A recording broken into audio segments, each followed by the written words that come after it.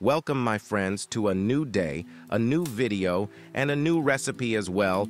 Everyone adores TM's favorite, and it is. Very delicious with a cup of coffee in the morning, my friend. Thank you for your interaction in the previous videos. We need 150 grams of melted butter, and we add to them 90 grams of sugar, 1 egg, and a little vanilla, and then we mix. The materials are mixed together. After that, we add 260 grams of flour and also 8 grams of baking powder. We need 30 grams of cocoa. As you have seen, the recipe is very easy, and the materials are available in every home. Then we start kneading the dough until it becomes like this. My friends, I will be happy if you write to me in the comments. Which country are you watching me in, my friend? Please don't forget to subscribe to the channel, share the video with friends, and like. This helps me grow the channel.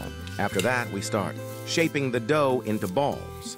The recipe is fun and delicious. You will be amazed at its softness and fragility. It is an easy dessert and does not require a lot of time. I learned this recipe from a chef who came from China to Germany, and he worked with us for a short period. And he used to say that in China, they eat this recipe a lot.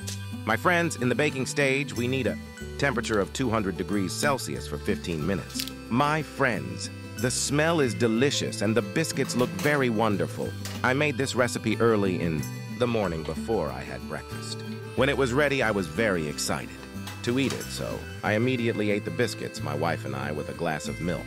Our children were in school. I could not resist because they are very delicious and very fragile.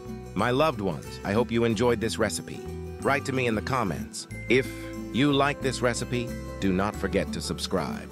In the channel, share the video and press the bell button in order to receive all new updates. Thank you for following. I wish you a happy day, and I hope that you always remain in good health. See you in a new recipe and a new video. Bye.